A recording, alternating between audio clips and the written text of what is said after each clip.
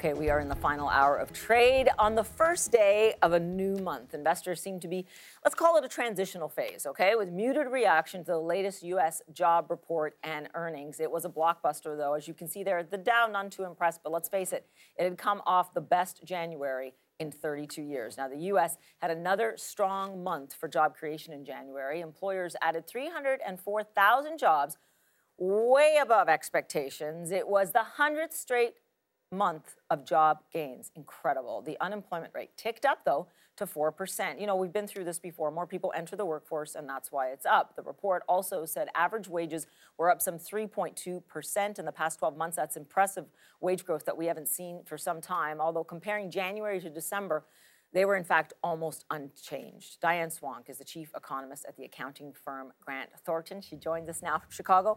I'm really interested to hear whether or not this jobs report and the revision from December, they lost 90, that revision ended up negative 90,000 jobs, whether it's changed your mind in the economy at all right now. Not really. I mean, we have a nice solid jobs report. We did have a little extra help from, believe it or not, after this polar vortex that I was living through in Chicago. We had unusually warm January when this survey was taken, which really boosted those construction jobs, which were over 70,000. So we saw a nice big gain in construction that really was more because of unseasonably warm weather. It's just kind of really wacky. On the other side of it, we did also see some of the increase in the unemployment rate was due to workers that were furloughed, temporary unemployed, 175,000 that showed up there in the unemployment rate for government workers. And we also saw a big movement. 500,000 people took part-time instead of full-time jobs for economic reasons. That's usually, that shows up in the U6. It's a stress measure. So that popped up to 8.1%. What's important about that is many of those workers, it was noted in the report, were actually people taking on other jobs to try a strong economy. We could actually absorb them and help pay them a little bit when they weren't being paid at all. Yeah, which is also impressive in terms of showing the strength of that market. I have to ask you, we saw in the middle of the week, the Fed essentially folded. I mean, it walked away from the table. It put its cards down and walked away. Do you think this changes anything? You know, we will see some effects of what's going on with the weather, but really, we're going to see the employment number for February, I think, will finally give us some clarity. There's more noise than news in this number, and I think we got to really get into February to start getting some of the data. All the data that we're looking at right now is backward looking, and we're trying to catch up, and we're under these big data dumps. We saw a big data dump today as well. I think we're going to have to really get into February to see what's really going on.